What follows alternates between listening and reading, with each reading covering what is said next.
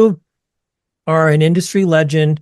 I say that really truthfully because you have been acting for a very long time and you have a fun role in this film, Duchess, available on digital and on demand August 9th. Now, we spoke to Charlotte yesterday, and this is really a great film. It's not the traditional heist crime thriller, but it's different in a lot of ways. What was it that interested you in this? Because the part that you play is really good and it's just fun to watch. I thank you very much. Well, I've got this conviction that if you're playing a small but telling part, you can be a rather brighter jewel. And I don't think you'll. I mean, I wasn't slow in coming forward, was I? I mean, it's a pretty camp role. It really is. You know, it's interesting too, because we had this conversation yesterday about the film, and of course it has all the tropes of a thriller and a heist, and also the angle of definitely female led, which is really cool. And that relationship between mother daughter, mother dad, father, it's kind of an interesting thing. So when you choose a project like this, what do you look for at this point in your career that's important to you, because you've done this for so long, and deciding? In real seriousness, is it being shot in a location that I've never been to before? Okay, that's great. It was shot in Tenerife in the Canary Islands. I was in the Canary Islands once before with Andy Tennant, with Demi Moore. It was Jessica Lange and oh, for heaven's sake, fabulous people. Anyway, Andy Tennant film. And that was great. And that was the Canary Islands. I thought, oh, Tenerife, yes, please, I'd love to. And then I thought, oh, Mafia Boss, I think I can cope with that. And then I jumped in, and you've seen the film. Yes, I have. Yeah. I just said, I don't want to give it away, but I said to Neil Marshall, Neil, this woman murders. She wears awfully nice clothes. Aren't they going to get ruined? And yes. said, I don't think she cares about that. And I said, I'm sorry, it takes a long time to choose clothes that are really glamorous. So that I think she would have a special outfit for doing her killing. And I invented that amazing red setup. Did you like it? I did. Now, that was the next question I was going to ask you, because I have learned this just in the time I've been doing this, that everything that we see as a viewer on the screen is all done by choice, down to like if your room that you're in now was a set, that mirror behind you, I mean, all of that is purposely chosen for certain reasons. So you did choose that yourself. That was something that you, and well, I like that. Really chose it. I mean, we designed it very carefully and had so much fun. Yeah, I would say so. And I also like the perspective that you give, in the sense of, choosing clothing for certain people. Anybody takes a while, it's thought out. But if you're going to be taking people's lives as a character in a film, you want to have something that you can have as a go-to, which I think is very cool. And hopefully people will pick up on that when they watch, because I think it's a smart choice, personally, for sure. But I also was amused at how she insisted on being dressed like by the butler. So, but it doesn't matter how small the part. If you are pivotal to the action, you can have so much fun. Yeah, I think that's important too, is the fact that your character is so pivotal to the story. So when you're working on a project like this and you're deciding how to play this character, what is your process, as they call it, to decide how you're going to approach it? And do you spend any time creating a backstory to the character outside of what you might already know, but we may not see on screen maybe? No, you have to. because you just think, okay, this is about diamonds.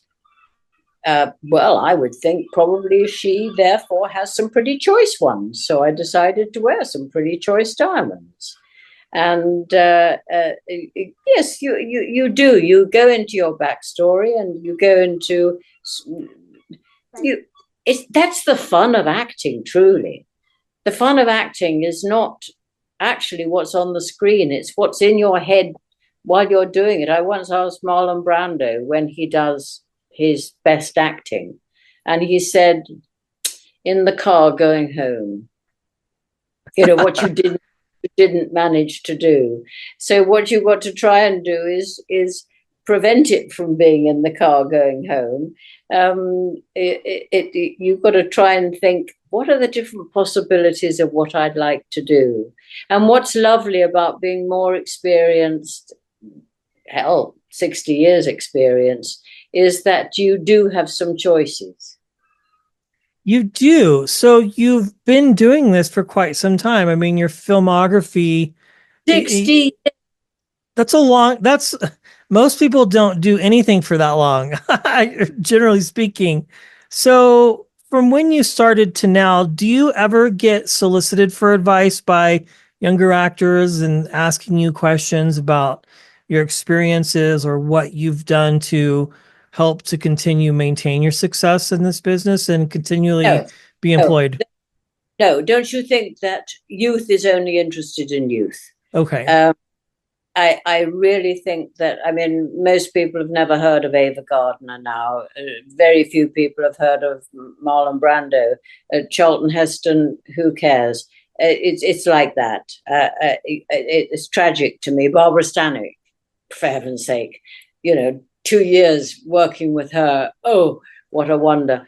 But do you know, I don't think anybody's interested. I think young people just want to know what other young people are doing. I mean, we're just redundant and old and silly.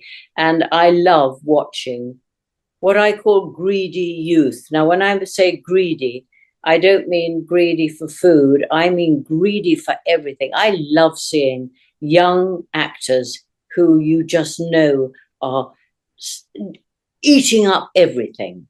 But uh, they're not going to be particularly interested in dinosaurs like me. Well, I find you very fascinating. I'm very familiar with what you've done, and you've mentioned some fantastic I mean, fantastic actors that you've spent time with. Does anybody, do you have any fun stories or, I mean, you've mentioned a few already, but like people that you've had the privilege of working with over the years that really, had an impact on you as an actor and storyteller? Yes, absolutely. I've learned mainly from women, Okay. women learning from women. Ava Gardner taught me. Ava Gardner, I mean, for heaven's sake, she taught, and she didn't have any confidence in her acting, by the way. Really? She was not confident.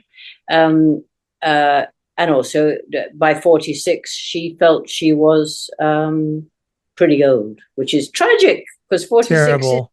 is youth now. Um, get nearly 80, she couldn't have bothered. She couldn't be bothered to have ever got to nearly 80. She really couldn't have borne it.